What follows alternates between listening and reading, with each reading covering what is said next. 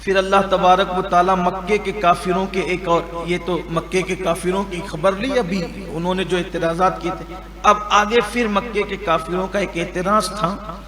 مسلمان جب جانور ذبح کرتے تھے تو بسم اللہ اللہ اکبر جیسے آج ہم پڑھتے ہیں وہی قانون ہے ہمارے یہاں، تو جو خود سے مر جائے وہ مردار ہے، اور ہم لوگ مردار نہیں کھاتے، ذبح کر کے کھاتے ہیں۔ اس کی صدہا حکمتیں ہیں۔ مردار کیوں نہیں کھاتے؟ اس کی بہت ساری حکمتوں میں سے ایک حکمت یہ بھی ہے کہ جب جانور مر جاتا ہے تو اس کا خون اسی کے اندر جمع رہ جاتا ہے، تو اس بنیاد پر اس کے بہت سے نقصانات ہیں جس کی ایک تفصیل ہے، کتابوں میں موجود ہے۔ لیکن جب ہم جانور کو اسلام کے بتائے ہوئے قانون کے مطابق ذبح کرتے ہیں تو اس کی نسیں ہم کاٹتے ہیں، اور وہ جو خون جو نقصان دہ ہے وہ بہہ جاتا ہے، تو پھر گوشت کا وہ نقصان نہیں سامنے آتا جو مردار کھانے پر سامنے آتا۔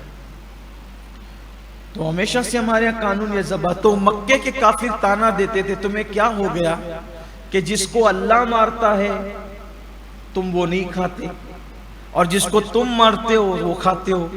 تو اللہ نے بتایا کہ یہ پاگلوں کو عقل ہی نہیں ہے، کوئی کسی کو مار ہی نہیں سکتا۔ جو جس کو ہم مردار کہتے ہیں جو خود سے مر گیا اس کو بھی اللہ ہی نے مارا، اور چھری چلانے کے بعد جو مرا اس کو بھی اللہ ہی نے مارا۔ یہ فرق تم کیسے کرتے ہو؟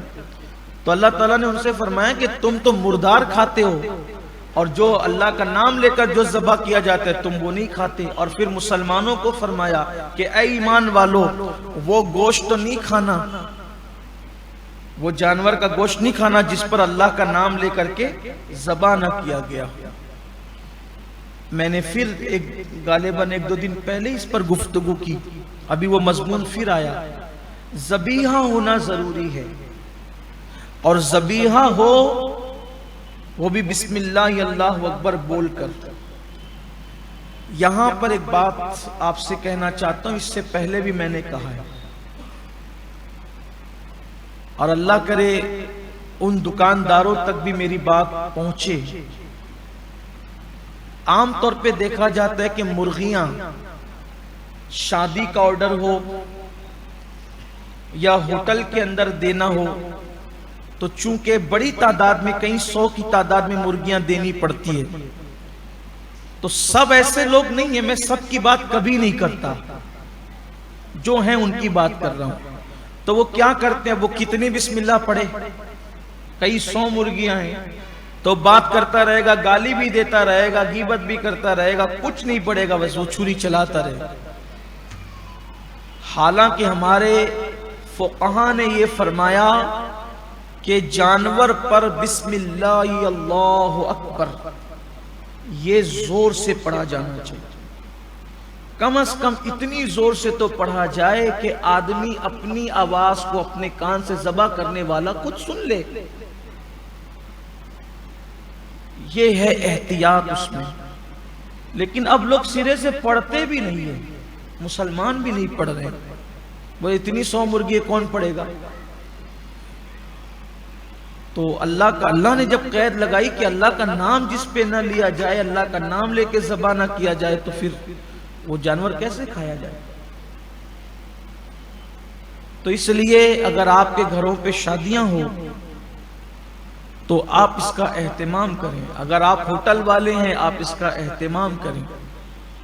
میں کوئی فتنے کی بات نہیں کر رہا ہوں کہ آپ کے دل میں شک پیدا کروں، یہ میں قرآن کا پیغام آپ تک پہنچا رہا ہوں، اس کا مفہوم۔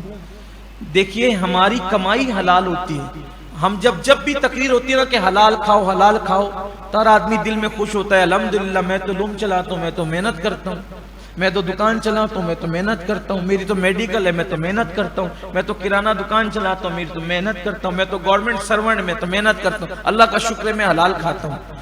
بھئی یہ روپیے تیرے پاس میرے بھائی حلال کے ہیں، اب جو تو کھانا کھا رہا ہے وہ بھی تو حلال ہونا چاہیے۔ جب ذبیحہ ہی نہیں ہوگا، پیسے حلال کے لیکن ذبیحہ حرام ہے نا، ذبیحہ ہی نہیں ہوا وہ تو کھائے گا، وہ تو حرام ہوگا نا۔ تو اتنی تو احتیاط کرو۔ آپ کو کیا بتائیں غفلت کا حال کیا ہے؟ غفلت کا حال یہ ہے کہ بعض ہوٹل والے، بعض لوگ سموسہ ٹکیا کباب بنانے والے، بعض کی بات کر رہا ہوں، لوگوں سے پھر کہتا ہوں، لوگ کہتے ہیں کہ یہ ہمارے خلاف بولتے ہیں، میں آپ کے خلاف نہیں بول رہا ہوں، میں جنرل بات ان لوگوں کے لیے، بھئی جب میں یہ تقریر کروں کہ چوری مت کرو، چوری کرنا حرام ہے، تو میرے سامنے بیٹھے ہوئے لوگ چور تھوڑی ہیں، برا ان کو لگتا ہے جو چوری کرتے ہیں۔ شراب کے دھندے مت کرو، تو میرے سامنے جو بیٹھے ہوئے تو ان میں کوئی تھوڑی شراب کا دھندا کرتا ہے، برا ان کو لگتا ہے جو شراب کے دھندے کرتے ہیں۔ تو یہی کہ بہت سارے ٹکیا کباب بھجیا بیچنے والے لوگ جو ہیں سستے کے چکر میں ایسے جگہ سے لے آتے ہیں جہاں پر جو ہے وہ ادمرا جانور بھی بلکہ مرا ہوا بھی چلا لیا جاتا ہے۔ ہم نے اپنی آنکھوں سے، اللہ کے گھر میں کہہ رہا ہوں، کوئی گڑا ہوا قصہ نہیں، ہم نے اپنی آنکھوں سے مرے ہوئے جانور کسائیوں کو خریدتے ہوئے دیکھے، ہم نے اپنی آنکھوں سے دیکھے مرے ہوئے جانور۔ میں نام بھی لے سکتا ہوں، لیکن یہی ہے کہ میں کسی کی غیبت کرنے نہیں بیٹھا، آپ کو آگاہ کرنے بیٹھا ہوں۔ مرے ہوئے جانور ان کو خریدتے ہوئے ہم نے دیکھا، جانور مر گیا ہے وہ اٹھا لے گیا۔ اب ایک چیز ہے نا کہ اگر کوئی قصاب اٹھا کر کے لے جائے تو اس نے کرنا کیا، اتنی تو عقل اللہ نے ہمیں دی کہ اس نے کرنا کیا ہے۔ اس لیے میں آپ سے کہتا ہوں، پہلے تو کوشش یہی کرو کہ گوشت کے آئٹم اپنے گھر پہ بنا کے کھاؤ، یا پھر ایسا آدمی جو دیندار اور وہ ہوٹل چلاتا اسے پیسوں کی پرواہ کی بجائے اپنے ایمان کی پرواہ زیادہ ہوتا، اس کا خیال کرو۔ اس لیے کہ آج پہلے ہم دیکھتے تھے، سنتے تھے، دیکھیے آپ غور کریں اس پر، میری بات پہ غور کرنا۔ اچھا میں آپ کو یہ کہتا ہوں، اگر میری بات میں آپ کو کہیں ایسا لگتا ہے نا کہ میں کہیں جھول ہے، کہیں غلطی ہے، تو میں آپ کے شہر کا ہوں، آپ کا پڑوسی ہوں، میں آپ کا ہوں، آپ میرے ہیں۔ یہاں سے اٹھنے کے بعد میں گھر نہیں جاتا ہوں، رات دیر گئے تک میں یہی ہوتا ہوں۔ آپ آئیں، ذرا کھلا ہوا ہے، دروازے سب کے لیے کھلے ہوئے، آپ مجھ سے کہیں کہ ہمیں یہ بات سمجھ میں نہیں آتی آپ کی، میں دوسرے دن اس کا ازالہ کروں گا، اس کے لیے معذرت چاہوں گا، آپ سے توبہ کروں گا، میرے ذہن میں اللہ نے بڑی وسعت دی ہے۔ لیکن اگر میری بات حق ہے پھر اس کو قبول کرو، آپ کے لیے بہتر ہے، آپ کی آخرت کے لیے بہتر ہے۔ تو اللہ تو بات چلی تھی گوشت پر اور کافی دور نکل گئی بات، تو عرض یہ کر رہا تھا کہ اللہ نے فرمایا جو حلال ہے بسم اللہ پڑھ کر کے ذبح کیا گیا اللہ کا نام لے کے وہی کھاؤ۔ اچھا کچھ ایسے بھی لوگ ہیں کہ حلال و حرام میں وہ اتنے متشدد ہیں کہ زبردستی وہ قرآن سے ہٹ کر اپنی مرضی سے گڑتے قانون، جیسے بسم اللہ اللہ اکبر کہہ کے ذبح کیا اور غوث پاک کے نام کی 11ویں کر دی، تو کہا یہ بھی حرام ہو گیا۔ ارے یہ کیسے حرام ہوا؟ نام تو اللہ کا پڑھا گیا، ایصال ثواب غوث پاک کو کیا گیا، تو ایصال ثواب کرنے سے یہ کیسے حرام ہو گیا؟ ایصال ثواب کرنے سے حرام نہیں ہوتی کوئی چیز، ورنہ آپ دیکھیں حدیث شریف میں نا سیاہ ستہ میں ہے کہ ایک صحابی جناب سعد ان کی والدہ کا انتقال ہوا تو انہوں نے عرض کی یا رسول اللہ میں اپنی ماں کی خدمت کے لیے کیا کروں، تو حضور نے فرمایا پانی، تو انہوں نے کنواں کھدوا دیا، کنواں کھدوانے کے بعد اس کی آقا پہلے آپ ہی چلیں، میں چاہتا ہوں کہ شروعات آپ سے کریں۔ حضور علیہ السلام نے وہ پانی پیا، تو ایصال ثواب کے لیے جو کھانا پانی ہو تو اس کو کھا پی سکتے ہیں، وہ غیر اللہ کا نہیں ہے معاملہ، تو اللہ کے نام پر ذبح کیا گیا جانور، فاتحہ اللہ کے نام پر دی گئی ہے، قرآن پڑھا گیا اس پہ، تو کچھ لوگ ذرا زیادہ اس میں اپنی مرضی سے، تو نہ ادھر اپنی مرضی سے ہونا نہ ادھر اپنی مرضی سے ہونا، اپنے آپ کو چھوڑ دو اللہ کے قانون پر، جتنا قرآن نے کہا جتنا حدیث میں اتنا کرو، یہ حرام نہیں ہے۔ کچھ لوگ غلط فہمی کی بنیاد پہ حرام کہتے ہیں، کچھ لوگ پتہ نہیں کسی اور بنیاد پہ حرام نہیں۔ آپ سے میں پوچھنا چاہتا ہوں اگر فاتحہ کے کھانے کو آپ کہیں یہ غیر اللہ کے نام کا ہے یا ہم نہیں کھائیں گے، یہ غیر اللہ کے نام کا کیسا ہے؟ اب فاتحہ میں کیا ہوتا ہے؟ درود شریف پڑھا جاتا ہے، چاروں کل پڑھی جاتی ہے، الحمد شریف پڑھی جاتی ہے، الف لام میم سے مفلحون تک پڑھا جاتا ہے، اور وہ کھانا سامنے رکھ کر کے اللہ کی بارگاہ میں دعا کی جاتی ہے اللہ یہ کھانا تیری بارگاہ میں پیش ہو رہا ہے۔ اب جتنے لوگ یہ کھانا کھائیں گے اس کا ہمیں جو ثواب ملے گا وہ غوث پاک کو، غریب نواز کو، فلاں بزرگ کو، فلاں بزرگ کو۔ اب بتائیں اس میں کون سا حرام ہے؟ کوئی حرام نہیں۔ اچھا کچھ لوگ یہ کہتے ہیں نہیں وہ کھانا سامنے رکھ کر کے قرآن پڑھنا یہ حرام ہے۔ یا اللہ، اللہ کے بندو، یہ بسم اللہ قرآن نہیں ہے تو پھر کیا ہے؟ سورہ نمل میں بسم اللہ آئی ہے کہ نہیں آئی ہے؟ ارے دسترخوان پہ کھانا رکھ کر کے کیا پڑھتے ہو؟ بسم اللہ والا برکت دل، یا بسم اللہ الرحمن الرحیم پڑھتے ہو کہ نہیں پڑھتے؟ کھانا سامنے رکھ کر کے قرآن پڑھنا حرام ہے۔ اس طرح کی باتیں اپنی اٹکل سے مت کیا کرو۔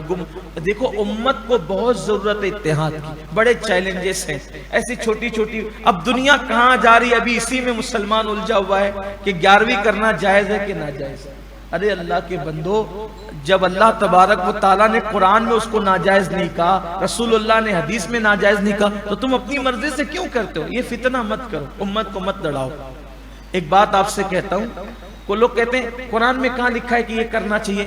ارے قرآن میں تو، قرآن نے جو ناجائز ہے، دیکھیے ایک اصول سمجھ لیں، ایک ضابطہ سمجھ لیں، حلال و حرام کا ایک ضابطہ سمجھ لیں۔ جیسے آپ نے ایک مثال کے ذریعے سے بتا رہا ہوں، مثال دے کے بات کرنا یہ سنت ہے، اللہ کی بھی اور رسول اللہ کی بھی سنت۔ قرآن نے بھی مچھر کی مثال دی تو کفار نے کہا یہ کیسا اللہ ہے جو مچھر کی مثال دیتا ہے؟ اللہ نے کہا یہ تمہیں سمجھانے کے لیے دیتا ہوں۔ اللہ تعالیٰ جب اپنی شان کے مطابق گفتگو کرے تو کون سمجھ پائے؟ الف لام میم، جبریل بھی سمجھ نہ پائے۔ جب اپنی شان کے مطابق گفتگو کرے تو جبریل بھی سمجھ نہ پائے۔ الف لام میم اللہ نے کہا، تو کہا یا رسول اللہ یہ کیا ہے؟ آپ مسکرا رہے ہیں۔ تو کہا یہ میرے اور میرے اللہ کے درمیان راز ہے، لانے والے ہی نہیں سمجھ پائے۔ تو کہا مچھر کی مثال اس لیے دیتے ہیں، مکڑی کے جالے کی مثال اس لیے دیتے ہیں تاکہ تمہیں بات سمجھ میں آئے۔ ایک مثال بتا رہا ہوں، جیسے آپ نے مجھے دعوت دی، دعوت دینے کے بعد آپ نے مجھ سے پوچھا آپ کو کیا کیا پسند ہے، آپ کو کیا کیا، تو میری پسند کی تو اتنی لمبی فہرست ہے کہ فہرست بنتی جائے گی اور دعوت کا دن بھی آ کر کے چلا جائے گا۔ صحیح ہے نا؟ اب کیا پسند ہے؟ دال پسند، یہ پسند، وہ پسند، دنیا میں کروڑوں چیزیں ہیں، یہ پسند، وہ پسند، ہے نا؟ یہ مشقت میں آ جاؤ گے پسند کی فہرست بنانے کے لیے۔ آسان طریقہ کیا ہے کہ مجھے کیا پسند ہے یہ معلوم کرنے کے لیے کیا ہے؟ ہر عقل والا بندہ کہتا ہے آپ کیا چیز نہیں کھاتے، کس چیز سے آپ پرہیز کرتے ہیں، کس چیز کو آپ پسند نہیں کرتے وہ بتاؤ۔ تو آدمی کہہ دیتا ہے کہ بھائی میں میٹھا پسند نہیں کرتا ہوں، یا میں یہ پسند نہیں کرتا ہوں۔ تو جو ناپسند کی چیز ہوتی ہے اس کی فہرست مختصر ہوتی ہے، اور پسند کی جو چیز ہوتی ہے اس کی فہرست طویل ہوتی ہے۔ تو قرآن کو تو پورا یاد کروانا بھی تھا، قرآن مقدس کو بہت طویل بھی نہیں ہونا تھا، تو اللہ تعالیٰ نے کیا کیا؟ جو اللہ کی پسند کی فہرست ہے وہ قرآن میں نہیں رکھی پوری، بلکہ اللہ کو جو ناپسند ہے وہ کہہ دیا یہ حرام ہے، باقی اس کے علاوہ جو کچھ ہے وہ سب حلال ہے۔ یہی ضابطہ ہے حدیث میں، یہ کہ یہ حلال ہے، اس کے یہ حرام ہے، اس کے علاوہ جو ہے وہ سب حلال۔ تو اب حلال ہونے کے لیے کسی دلیل کی ضرورت؟ حلال ہے اس کے لیے دلیل نہیں چاہیے۔ دلیل کس کے لیے چاہیے؟ حرام کے لیے، اس لیے کہ حرام قرآن میں آیا ہے کہ یہ حرام ہے، حلال چھوڑ دیا گیا، اس کے سوا جو ہے سب حلال ہے۔ بات سمجھ میں آ رہی ہے؟ تو اب لوگ کہتے ہیں یہ حلال ہے، کہاں سے ثابت ہے؟ ارے قرآن نے اس کو حرام نہیں کہا، حدیث نے اس کو حرام نہیں کہا، یہی دلیل ہے کہ وہ حلال ہے۔ اگر وہ حرام ہوتا تو حدیث میں آ جاتا کہ یہ حرام ہے، اگر حرام ہوتا تو قرآن میں آ جاتا کہ یہ حرام ہے۔ یہ بہت آسان سی چیز ہے، لوگوں کو بالخصوص نوجوانوں کو یہ چیز سمجھنا چاہیے تاکہ امت سے اختلاف ختم ہو۔